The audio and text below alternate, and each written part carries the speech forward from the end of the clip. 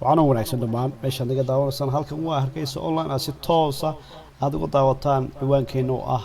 hargeysaonline.so waa mar kale iyo barnaamij taxana ah aan maanta bilaabi doono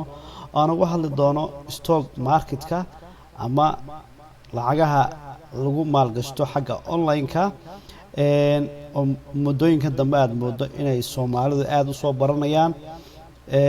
oo hadda caalamka oo dhan aad moodo in aad loo isticmaalayo lacaga fara badan laga sameynayo horta stock marketku waan gartay horta anigu waxaan u qaybin lahaa dhowr qaybood shuruudaha qofka laga doonayo stock marketka markuu doonayo inuu ama si full time ahaana uga shaqeysto uu maal gashto lacagtiisa oo halkaa maalin oo dhan fadhiyo ama si part time laakiin waxaan u qaybin lahaa ilaa dhowr qodob oo ah horta Soomaalideena waxaan iska jecel lahay anagoo fadhina inaan lacag iska helo laakiin sidaan aaminsanahay stock marketku wuxuu ku wanaagsan yahay in qof shaqeeya oo income soo galo ama income kale uu soo galaba waayo boqolkiiba boqol ma aha lacagtaad investmentiga aad ku sameynayso inaad ku faa'iideyso marka ka soo qaad lacag ka baxday laakiin ma aha inaad mar kastaba boqolkiiba boqol aad raadiso faa'iido waa inaad labadaba aad ku tala gashaa inay kaa qasaarayso iyo in aad ku faa'iidi doonto kolley muddo dheer bay qaadanaysaa intaad baranayso aad experience fiicanna aad ku yeelanayso marka qodobka koowaad waxaan oran lahaa anigu qof shaqeeya oo income soo galo oo lacagta uu geliyay uu ka maarmi karo laakiin qof aanan shaqeyn oo meel iska fadhiyay oo in yar intuu soo helay intiiba stock marketkiisa oo fahmin ku soo tuuray de kolley wuxuu ka qaadaya waalid buu ka qaadayaa qodobka labaad aan doonayo in muxuu ahaa aad qodobka labaad waxaan rabay inaan idhaahdo inaad u samaysaa plan yani bilowga iyo dhammaadka saad hawsha aad u wadayso waa inaad dhammaad u samaysaa dadka qaar baa aaminsan in lacaga fara badan kumaan kun dollar ama boqolaal kun inaad meesha aad la tegayso laakiin arrinkan waa been oo lacagta allaala lacagtaad heli karto ayaad investment ku samayn kartaa ama aad maalgashan kartaa waxaad maalgashanaysana waa kambaniyo dad isku tegay unba adiguna dhankaaga aad ka iibsanaysaa share ama laba share ama saad doonayso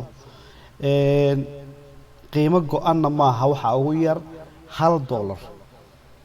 hadda tusaale ahaan waxaa jira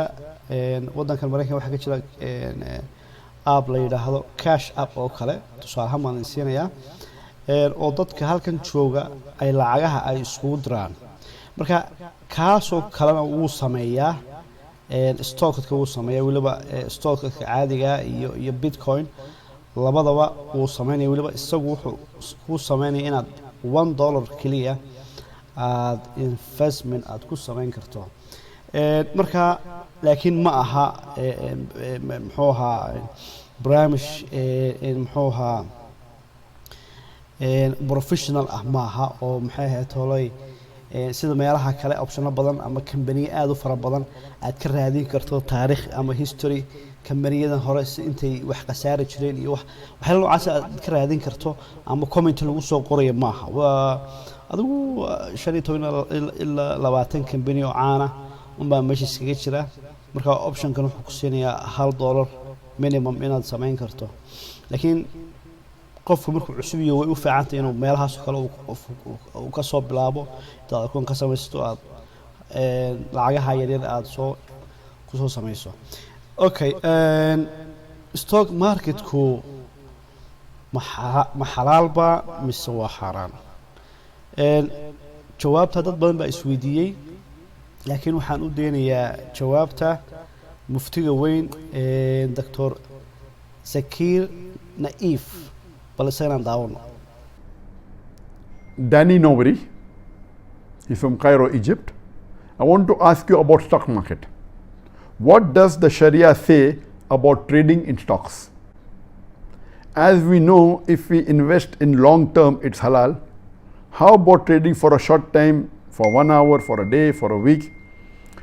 I make sure that it's not gambling because I do analysis before buying and sell it after getting capital gain. Thank you, Dr. Zakir.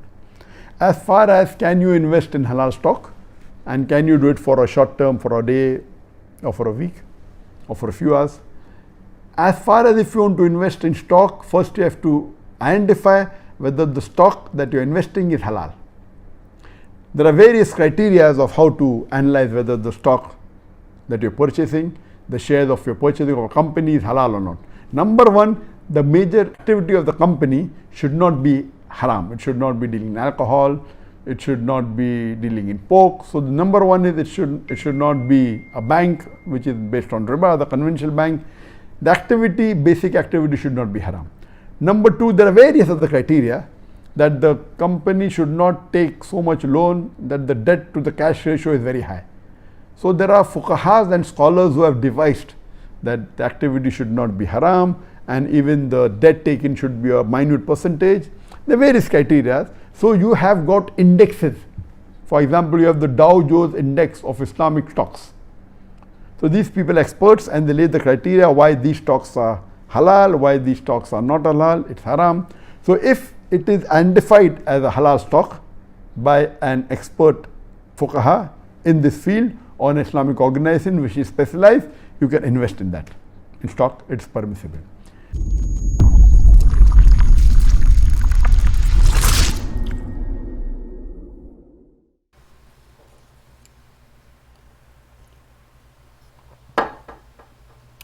waan gartay. Okay, marka haddaan ii soo koobo Dr. Zakir Naif, inkastoo accentigiisu uu yahay ingiriisigii hindiga, haddaan ii soo koobo nuxurku yidhi waxa weeye waxay ku xidhan tahay investmentiga ama meesha lacagta aad gashanayso kambanigay ku xidhan tahay. Kambaniga hadduu khamri iibiyo, hadduu qaansiir googooyo, hadduu yahay baanankan ribada iyo dadka maxaa ahaatolay loonanka siiya adana ribada badan ku dalacda iyo especially kolley wax noqonaysa kuwaas credit cardkii ku dadka siiya waxyaalo noocaas inaad ka fogaato. Laakiin waxay intaa ka soo hadha waa xalaal weeye. Marka saas ay Soomaalidu way iska war badantoo waxaysan fahminna way xaaraantinamayaan, waxay jecelyihiin way xalaalaystaan. Marka saasaan u keenay sidoo mawduuca dad badan baa jira iska aanan xaaladooda aan fahmin. waan gartay. marka qodobkii baan ku noqonayaa muxuu ahaa tusaale ahaan waddan kasta wuxuu leeyahay stock u gaara ama suuq stock market u gaara oo local ah. gudaha waddankana waa laga maamulaa. tusaalehaan hadda waddankan Mareykanka waxaa laga maamulaa New York City oo waxay ku shaqeeyaan muxuu ahaa Eastern Standard Time. marka muxuu ahaa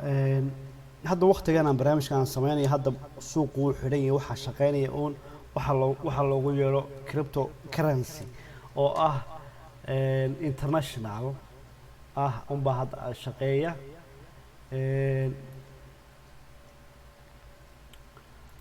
marka kaasuma hadda shaqeeya, laakiin hadda kan kale waa waqti habeenoo waa xidhaan oo waxa ugu dambeeya 8 afarta iyo barkaan filayaa subaxa in la furo ilaa 5 galabnimo. weliba marka afarta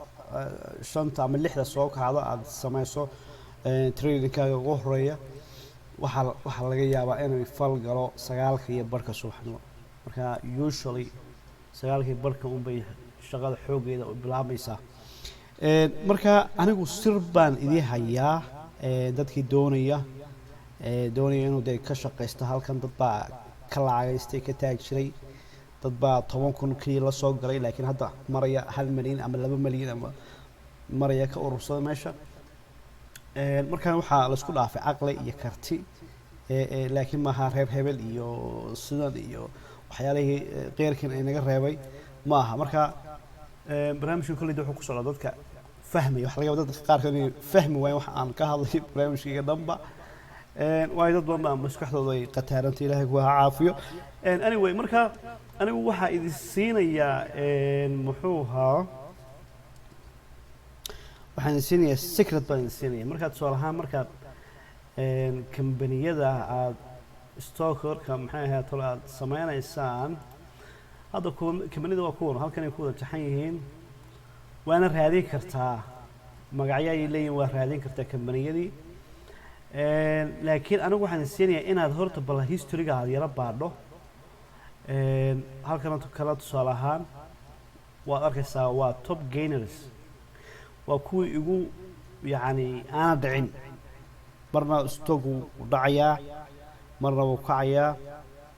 marka waa kambaniyada badana aana khasaarin ee socday marka historygan aad baaraysaa hadda waa one day laakiin ilaa waxaad baari kartaa 42 week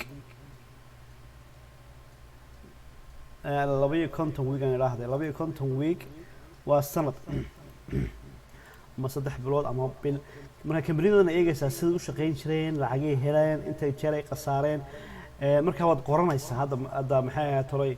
symbolkoodan oo kale ayay magacana waa kan kambaniyadii marka magacyadana ayaad qoranaysaa nood yar baad samaysanaysaa wixii baad qoranaysaa wixii baad ka fikiraysaa marka kambaniyadana kanaad ku darsanaysaa muxuu ahaa lacagaha laakiin badana dadka waxay raadiyeen kambaniyada caanka sida Apple oo kale iyo Coca-Cola iyo Tesla iyo waa kambaniyo waaweyn oo laakiin productionkooda soo saaraan ay waaweyn yihiin laakiin xagga stock ay ku baaba'een marka mar kastaba Apple iyo Coca-Cola iyo Tesla waa down dhulka haddaad dib ugu noqdo meeshan mar kasta waa down hadda soo ahaan Tesla waa kan ilaa hadda ma aqaan week way saa ahayd inkastoo hadda ay suuqu dansan yahay Coca-Cola waa kan hadda uu yara kacay Apple-kuna waa kan markasta waa down hadda cryptocurrency kuwa lagu yeero oo ilaa 8 ah Bitcoin-ka ugu horeeyo iyo Doge coin-ka iyo waa intan ilaa halka waa cryptocurrency iyaga hadda 2 week dhulka ay xamaaranayaan marka tan unbaa hadda yara kacday aan filaya ilaa maanta in ahayd marka time aad yara siiso oo haddaad shaqayso kale bar time oo kale aad yara eegto subaxa hore oo kale markay suuq aad shakada u socoto marka haddaan ku laabto top gainerkii iyo kuwa doonayso inaad flow garayso kambaniyadan aad bay u fiican yihiin game stopka ayaa ugu horeeya laakiin kambaniyadan mar kaste kor bay u socdaan okay top loserskana waa kuwan halkan la dhigay markaa kuwan iska ilaali hadda kuwan iska ilaali kambaniyadan oo dhan waa wada ibar waa dhulkii daadsan yihiin ilaa sanad siday ahaayeen waa ibar digada marka saasaad u raadinaysaa historyga intaanad maalgashan lacagna aad iska gelin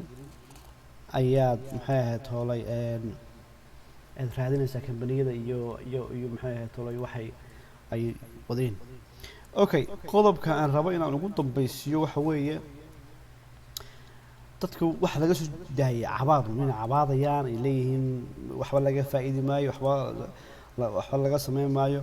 laakiin waxaad ka soo qaadaa expenseska uun ka soo qaad yani maxay ahayd horay muxuu ahaa house mortgage-ka ama rentiga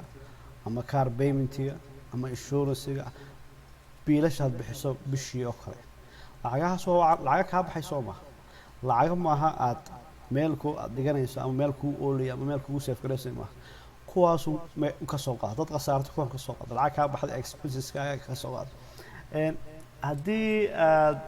faa'iidana dabcan dee cashuur baad bixinaysaa oo dowladda loo diraya intaad sanadkii kaa soo gashay meeshan marka anigu dad badan baa jira oo Soomaaliya jooga wadankii jooga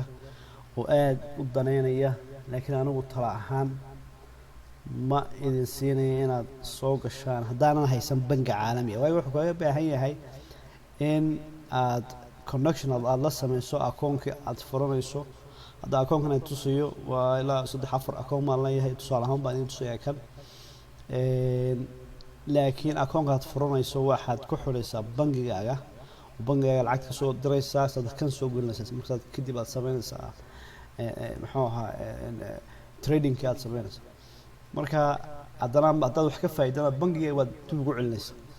marka waxaan oran lahaa marka bangi noocaas sameynaya ilaahay hana gaarsiiyo waqti aan Soomaaliya ay yeelato marka aad waxa idin oran lahaa iska daaya waxba muxuu ahaa ama connection beer baad gelaysaan qof meel kale joogaad oranaysaan maxay ahayd hoolay noo samee marka waxa fiican qofku inuu wixii samaysan karo isagu uu habaysan karo ayaa u wanaagsan marka kulmaan tariin dadka wadankii jooga haddaan la helin bangi ay si toos ah wixii ay ula macaamulayaan u sameynayaan labada akoonna si fiican ay isku xidhayaan ayaan oran lahaa marka waxaan sameynayaa insha Allah intaas ma maanta idila wadaagay laakiin waxaan sameynayaa in waqti casharo toos aan sameeyo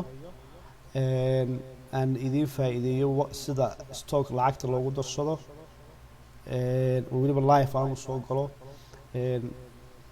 labada week ilaa 15 minutes ama 20 minutes dadka dareerayaan si fiican u tuso